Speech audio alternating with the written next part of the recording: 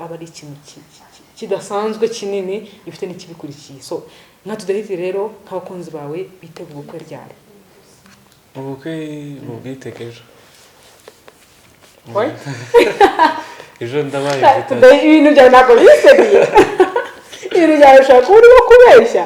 none se kubera iki nakora ubukwe? Why not? None se are you ready yo kuba wakubaka urugo pe? Yeah, I can do it.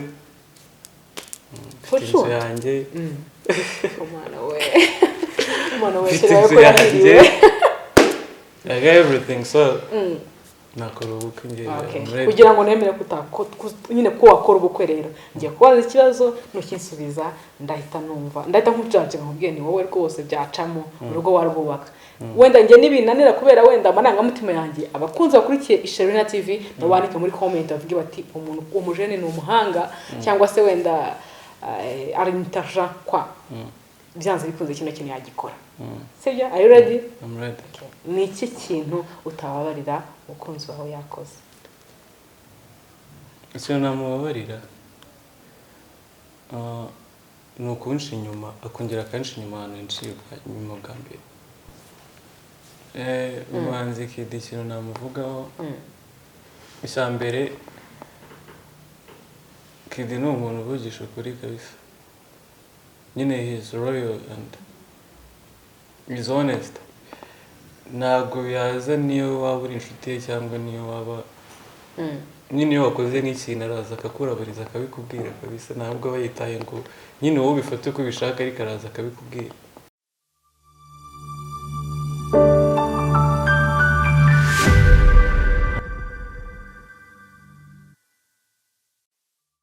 Amahoro y'umuntu bakunzi ba Isherina TV, murasuzwa na Isherina kamikazi w'abanyarwanda. Nizere ko umeze neza rero nshuti zacu bavandimwe bacu kuri mwese, ndabasuje cyane kandi mbahaye ikaze. Nkuko mubibona rero muri studio za Isherina TV sindi njyenyine, ndi kumwe na CEO mukuru. Nje iyo ndi kumuvuga burya niko mbivuga kubera ko ni umuntu w'agaciro, ni umuntu wageze uruhare mwiremwa cyangwa se mwizamuka rya Isherina TV. Yimubona hangaha rwose ngira ngo arabyibona nawe ko twujuje 10,000 by'abasubscribers, ariko burya bwose ayiheruka cyera cyane niyo wayikoze, niyo wayishyize hano muyibona itafari rinini kuri Isherina TV. Ndi kumwe rwose n'uwarishyizeho n'uwatugeza abo turi buri kariko mbivuga umjene sibyo ra.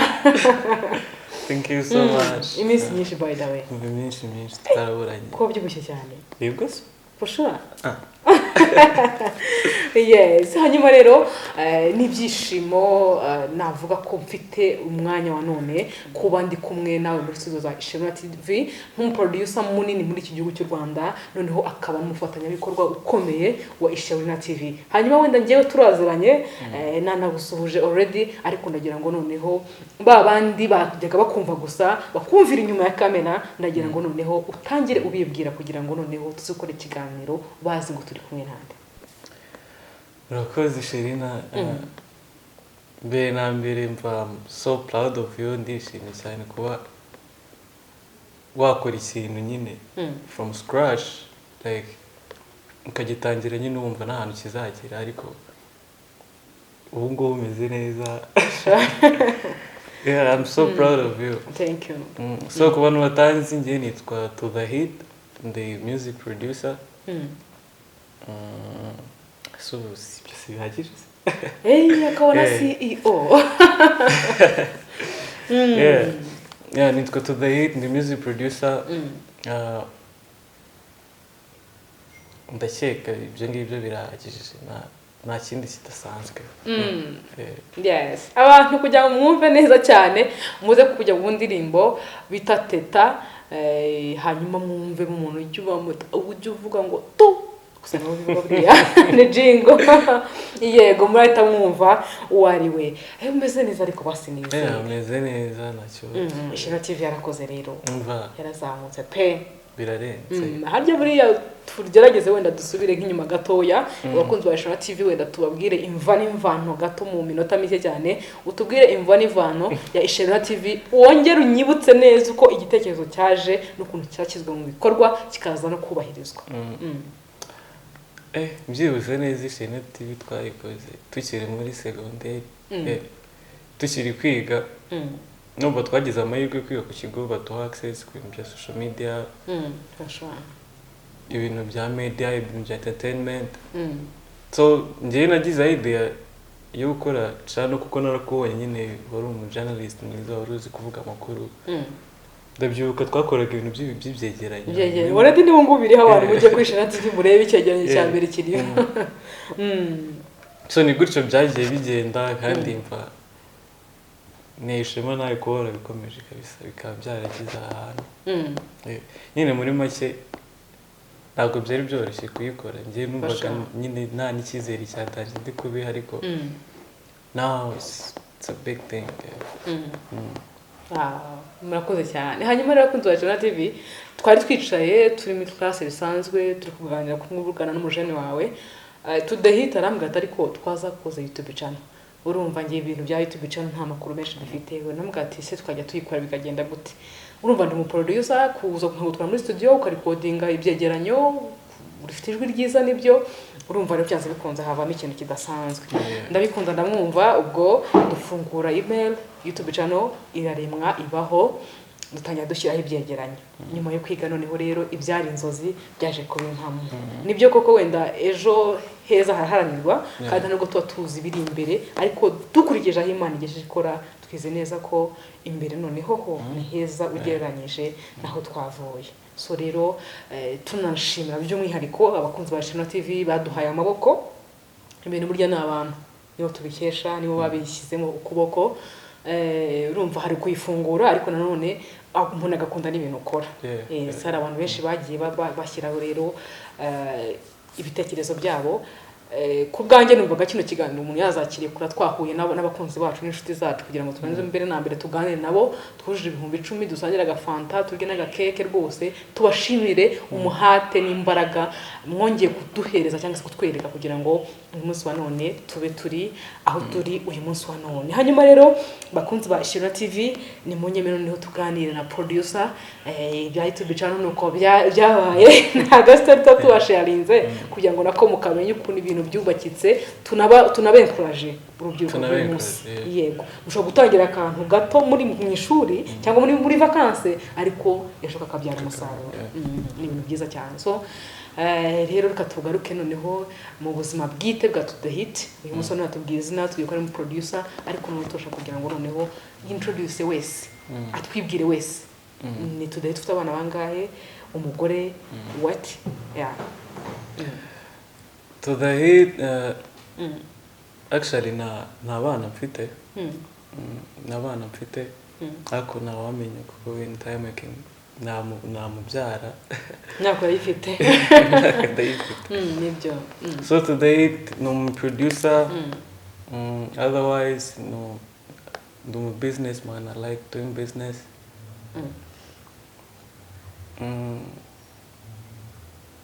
Ndakeka hari ikindi hari na single se buri cyaro uri single ndi single warafashwe zamara ibiganza tureka aho nta kintu hasi tubwira rwose uri single hano turimo nta cyabaye abantu babara ko hari ikintu cyabaye iyo byakunze wambaye impeta wambaye fiançailles n'ibindi ariko buriya nabyo buri mu nzira ariko mbitekereza gutyo yes byiza cyane hanyuma rero tudahit umwe mu producer bahagaze neza mu gihugu cy'u Rwanda uyu munsi wa none n'ibiro nawo navuga ko watangiye afet gutwara buke buke ariko uyu munsi wa none izari inzozi zawe zabaye impamo so courage wayikuye hehe noneho kimara kwa achieving a goal wiyumvise ute muri icyo gihe urumva music production uko nayitangiye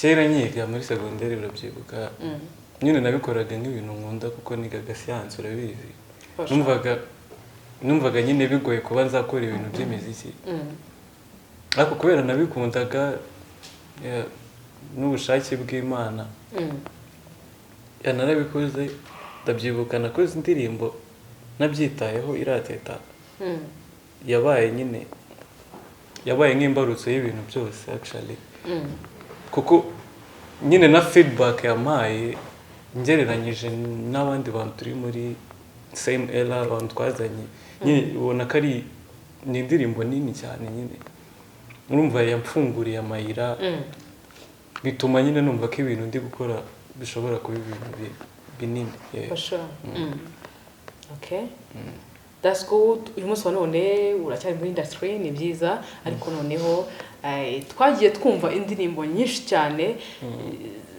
donc urimo cyangwa se zamenyekanye zagiye ziririmbwa n'umuhanzi bita Kidi Mapamela Bado what uyu munsi wa none noneho nko mu myaka ibiri iri imbere nka producer navuga ngo ni munini tukwitege iki nta kintu mugomba kunyitegaho navuga ko nta kintu mugomba kunyitegaho ubwo mwe murebe nyine bizakorwa ariko icyo nababwira ni uko ngenda cyahari I'm still young cyari mutoya ndacyafite ibintu byinshi byo gukora kandi Imana nikomeza kunshoboza nzabaha imiziki myiza kandi nshimira n'abanyarwanda bakunda product zanjye bazitega amatwi yes n'abantu bataje byiza cyane hanyuma rero utubwiye kuri businessman ndagira ngo noneho uyu munsi none twihera urubyiruko abajane bakiri bato bumva ko music ari cyo kintu cyomba kubatunga gusa a producer yumva ko kuba ari gucuranga gusa ari gufatira abantu mu bikorwa runaka akumva nibyo bizanya byo gusa so ndagira ngo noneho rero tubahereze ubutumwa tugira tuti ni gute tudahita ashaka guhuza business na career ya music cyase production actually urumva music production ni umwuga ntabwo navuga kuri fixe cyangwa uri full time urumva ntabwo ukora buri munsi ntabwo ukora 24/7 yego urumva hari nk'umunsi uvuga ati wenda kuwa gatandatu mfite session ku cyumweru nayo mfite kuwa mbere mfite session kuwa kabiri nayo mfite so iyo minsi nafite session njya muri business hari abantu bibwira ko umuziki wagutunga yego wagutunga wonyine ariko si mu Rwanda nkurikije nuko ngiye mbibona yego urumva mu Rwanda ntabwo umuziki uragera kuri calibre yo kuba ari cyo kintu cyonyine wakora kikagutunga biragoye so ubu ukeneye nyine other side hustles kugira ngo bigufashe nyine mw'iyo production yawe niba ukeneye no kugura akantu k'akamateriyeri ukagure ukabone niba ukeneye kuadjustinga studio yawe ubishobore n'amafaranga ya production nayo aragufasha ariko uba ukeneye hano mu Rwanda ikindi kintu kigufasha kugira ngo ibintu byose byuzuzanye bigende neza okay that's good tudahita uri muri management ya Isano Entertainment I hope so uwo muntu tudahita ni umuntu munini afite navuga ko ari imwe muri label zimeze neza zimanaginga abantu neza mu buryo butandukanye twagiye tubona uwo bita Element L ava muri 155M si ibyo gusa kandi twagiye tumbona n'uwo bita Kiss nawe nizera ko sinibwa neza niwe yarigeze kujya muri management ariko nzi ko nawe yigeze gukorana n'abantu bya hafi birangira bafashe decision yo kuvuga ngo reka twikorere uyu munsi none to the hit iyo yumvisha no ku kintu cyo kwikorera akumva ko nta muntu mu managinga akumva ko nta muntu muri mita ku muhanzi agomba gukorera cyangwa se wenda akumva ko ibintu byose izo achievement cyangwa se izo income zose ziba izewe gusa afite n'ikintu ushaka gutekereza hute wenda kuvuga uti iyi gahunda yo nyitekereza iki actually njyewe ko mbyumva kwikorera ni byiza ariko nanone management ni ikintu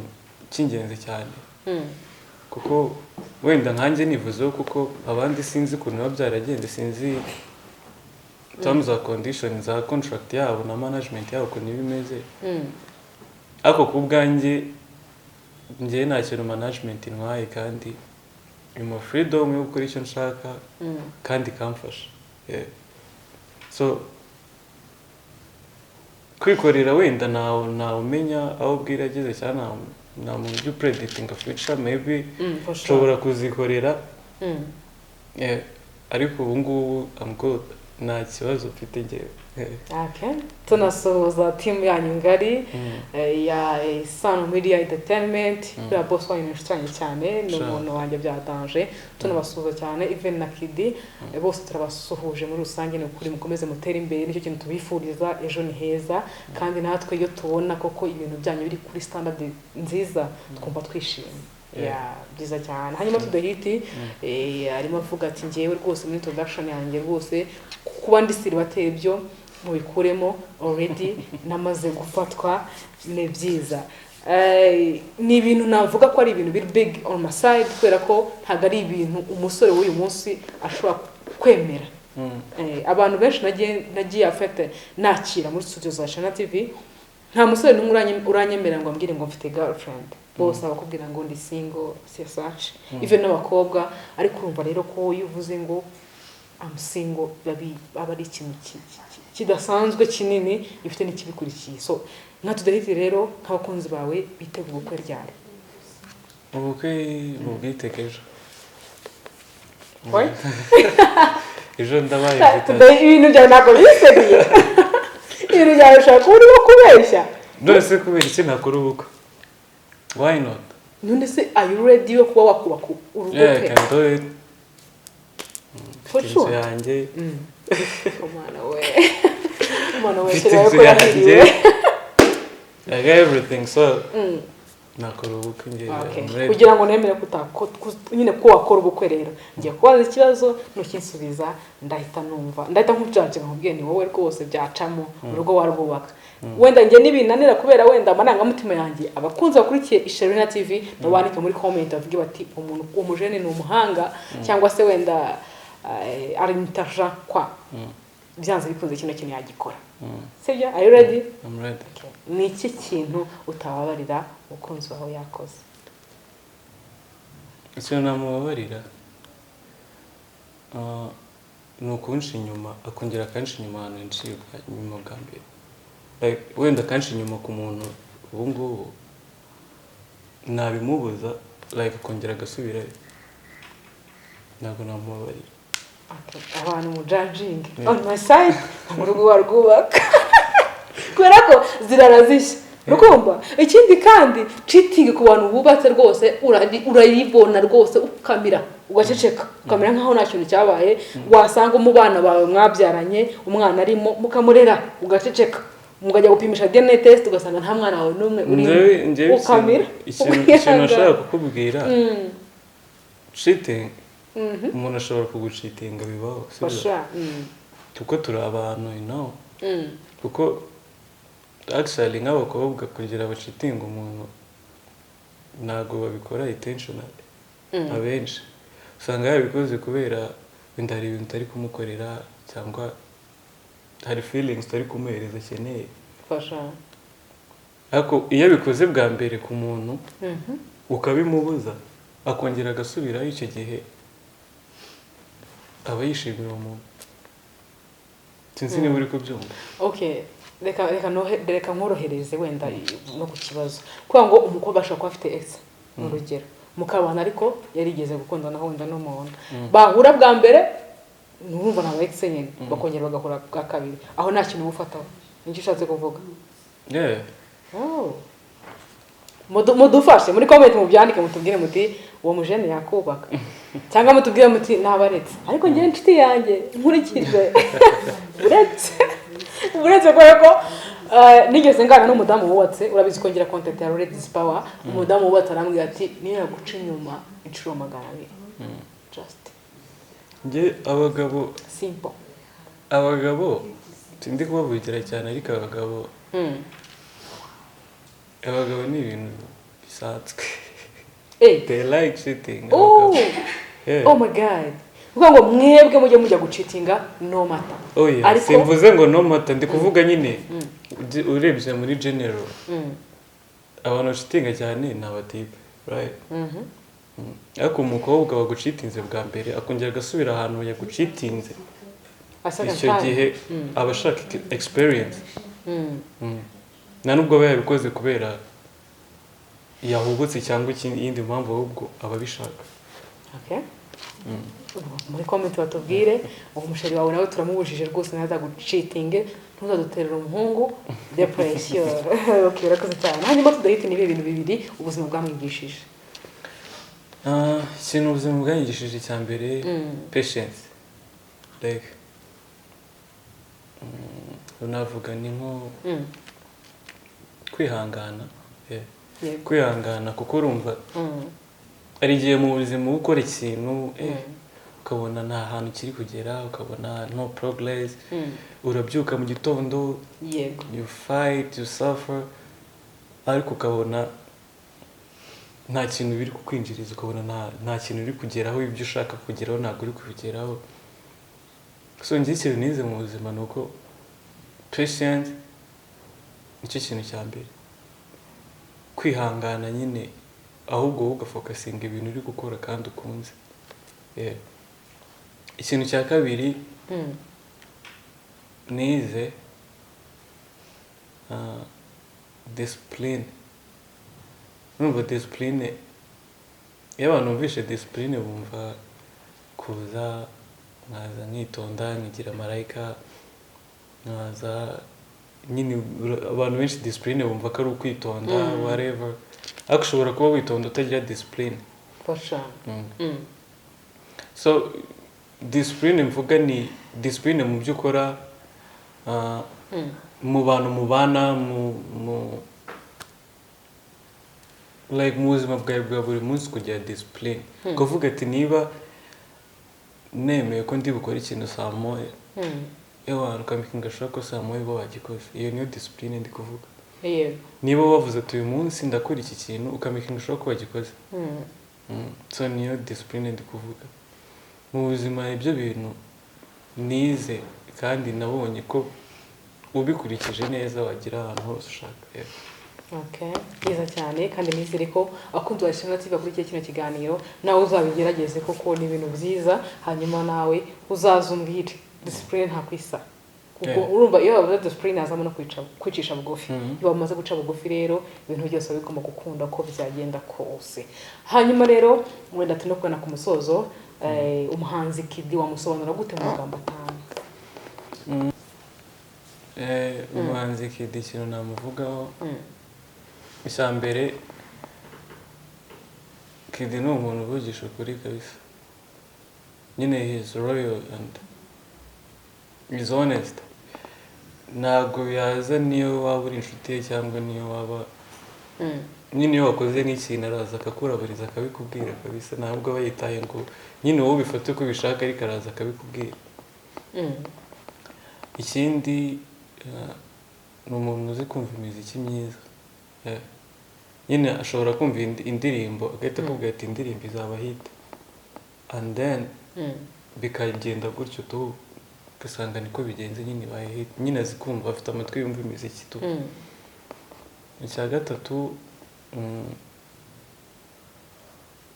akunda kumva imiziki tu cyane kabisa, nyine umwanya wose awumara ari kumva imiziki. Nicyo kintu akunda mu buzima bwa itenge.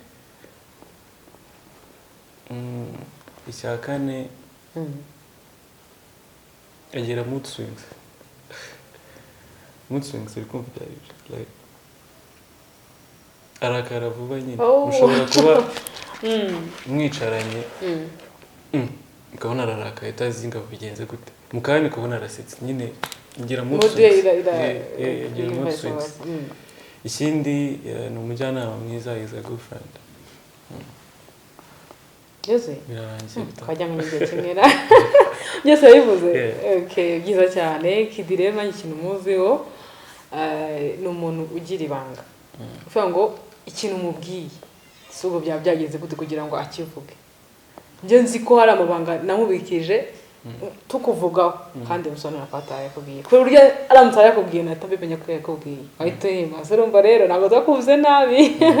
Zakuvuze neza, ariko nyine nzi neza ko bimwe mu binakora abikiranga. Iyo aze kuba atagira ibanga tugeze tugutungura kuri anniversary yawe ariko kubikubwira ni kigaragaza rero ko byanze bikunze Kid nyine abikiranga. Tunamusuza cyane rero.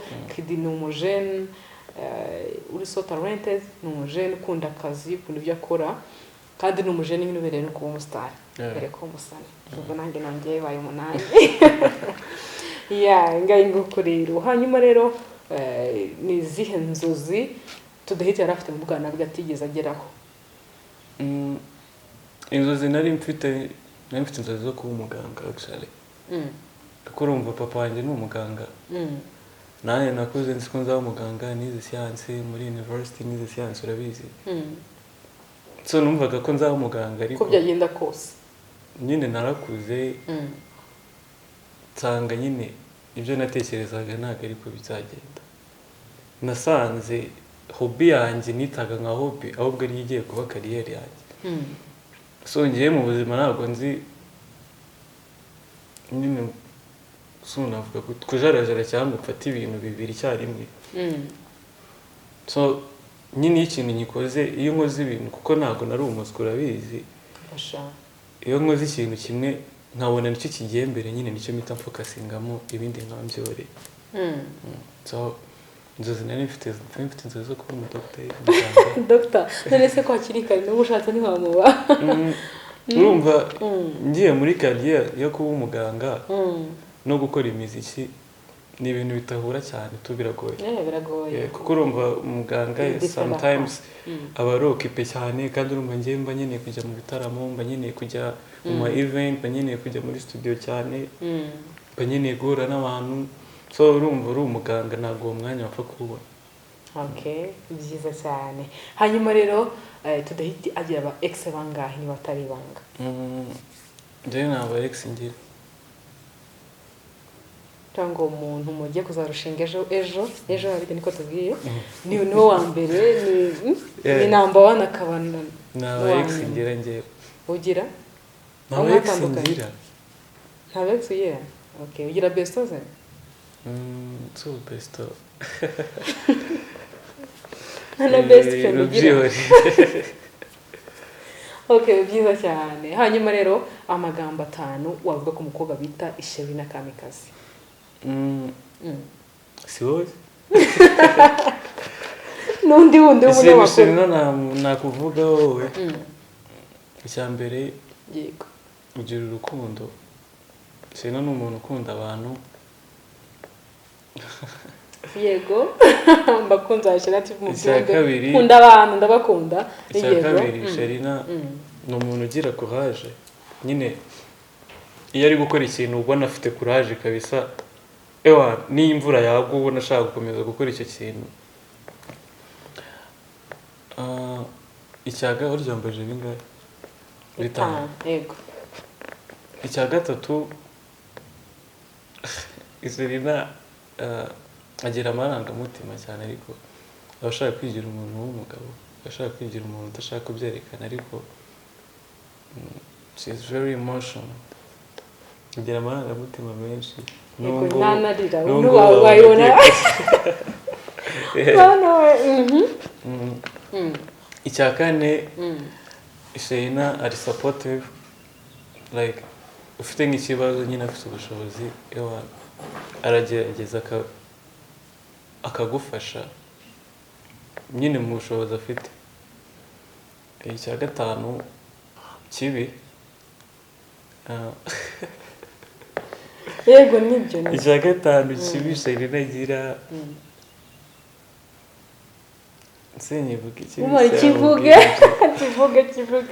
kivuge rwose nta mpamvu yo kugira ngo uvuge umuntu ibintu byiza wato no icya gatanu kibi Isherina iyo arakaye ntabwo ajya abikubwira aratuga nk'ubwo ikibise kukubwira iyo urakaye urumva ngewe ukuntu mba numva nyine nk'iyo umuntu arakariye umuntu kuko abantu ni bagari kandi abantu baratandukanye igihe umuntu akora ikosa akaba atazi ko yagukoreye ikosa cyangwa yumva nyine level wabifasha atari ko we yabifasheho kurumva ukuntu abantu dufata ibintu biratandukanye so rero wowe yorakaye ntabwo ujya ubwira umuntu ikibazo kabisa Ndicecekera. Yeah. Nyuma kandi yaho ntabwo ari byiza nyuma yaho bikagenda nyuma bikaza yaho kurangira gute simbizi. nyuma yaho ntabwo uzi ukuntu bigenda Yeah. okay that's good nzabikosora no kuri ninjye mbabara sometimes nyine biba bibaho kumva kuvuga ati rimwe na rimwe kamera uko bitewe na mood umuntu arimo ariko ubwo ni akantu nyine ngiye kwigaho biba byiza kwiga life uko iteye tugomba kwiga day by day aba ari ukwiga tubona ku musozo rero ndagira ngo noneho uyu munsi wa none uri muri karere nibyo ejo bundi nahoze ndeba ibikombe byatanzwe muri Diva Awards ni ibitaramo ni nk'irushanwa cyangwa se ni nk'ibihembo bitangwa ku bantu bahize abandi bitwaye neza ni ikihe kintu ushobora kuvuga kuri ririya rushanwa cyangwa se ziriya awards zitangwa ku bahanzi bitwaye neza biriya bikombe bitangwa mu Rwanda donc sinzi icyo baba bagendeyeho wenda baselectinga nk'abantu cyangwa icyo baba bagendeyeho babiha ababihawe donc njye nta kintu nabivuga kuko sinditabira igikombe sinditabira irushanwa sindahabwa igikombe cyangwa ngo ngire nk'umuntu dukompeta wenda ngo bigire ukundi bigenda so njye numva ko ababihawe nyine baba bakwiye kubihabwa cyahari n'icyo baba bagendeyeho babibaha nicyo navuga imbogamizi ebyiri wahuye nazo ukinjira muri kariyeri neza ntabwo hari ukuntu wabikoraga biri aho bisanzwe bitaraba passion bitaraba ibintu biri big ariko noneho ukimara kubyinjiramo indani what's a favor challenge imbogamizi ya mbere nahuye nayo urumva sinzi ukuntu nabivuga ariko nyine kwakira ubuzima bwo kuba umusitari urumva hari igihe nkanjye ukuntu nari mbayeho numvaga nyine najya ahantu nshaka nkumva nakora ibintu byose nshaka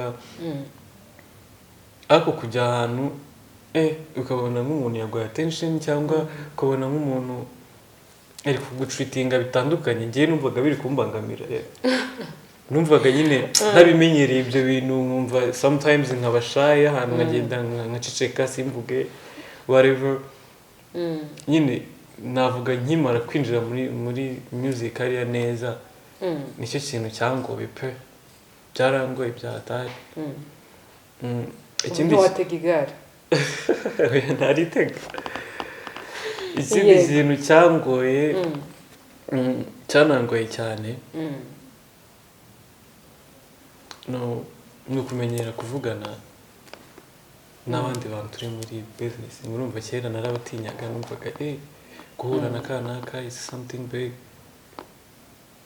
cyane mu producer kwitsumbuyeho cyangwa se ufite izina ukumva ni ibintu byarangoye nyine hari igihe wajyaga no muri studio ugahura n'umuntu numva mfite ubwoba ngavuga ati ariko ubu ngubu nyine narayimenyereye wow byiza cyane hanyuma rero tugana ku musozo twari tumaze iminsi dupanga gukorana ikiganiro uyu munsi twabipanga ejo bikanga urumva nyine n'igihe guhiga muri business mu muziki ndimo kwiga ku ishuri ndi muri firme after that ndi mu biganiro byanjye ndi kwirukanka urumva nyine hakazamo kwihugiraho bigatuma tudahuza abantu benshi bagiye binsaba bambwira bati kuki udahamagara to the hit umuntu usigaranye umwenda ni Kid nawe nzamutumira kuri studio za Sherina TV naho tugira ibyo tuganiraho ariko urumva nyine ko bagiye babansaba many times so wowe noneho uyu munsi none kurikije ukuntu twagiye dukwepana na yahe marangamutima ufite uyu munsi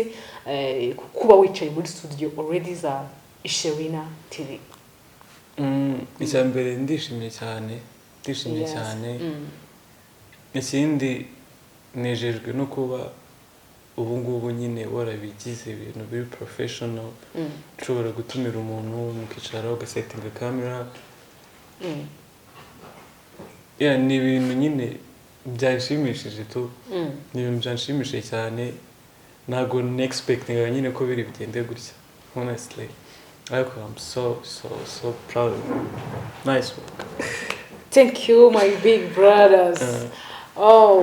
Hanyuma rero turugana ku musozo ndagira ngo therapist abantu 5 ahasigaye rero dusezera kunzi ba Ishimwe TV akaryoshye nigahora mwitama ariko tudehita arahari and time umwifuje nzajya mubazanira kubera ko n'umuntu wanyu n'umuntu ufite icyo avuze cyangwa se ni igisobanuro cya Ishimwe TV mubona igeze ahangaha. abantu nasuhuza ndasuhuza mama wanjye mama tu ndasuhuza famiye yanjye by'umwihariko abantu bo gusuhuza ni benshi ariko bivuze muri make ndasuhuza inshuti zanjye zose umuntu wese uko turi inshuti nsuhuza n'abafana banjye nsuhuza n'abantu bakunda ibintu nkora muri abantu badanjani kandi mukomeze mudushyigikire ntabwo tuzabatenguha. turasuje rero abarimo Hope abarimo Ayo Jazz abarimo Kidima Pamela na team ngari muri rusange abari inyuma ya kamera mwese twabasuhuje tutirengagije tag n'ukuri mwese twabasuhuje abanyeshuri twiganye irwaza mwese twabaramukije cyane nyagasana komeze abaye umugisha kandi mujye muhaha muronke ejo heza mbibutsa ko haraharanirwa nta muntu uhavukana duce ufite twavamo ikintu cya danger gikomeye ikindi kandi amafaranga turayashaka y'ubwayo ntaga dushaka ngayibukorera umwe kumwe nanjye Ishimwe Kamikazi ndi kumwe na mugenzi wanjye tudahita tuzasubira utaha ciao ciao.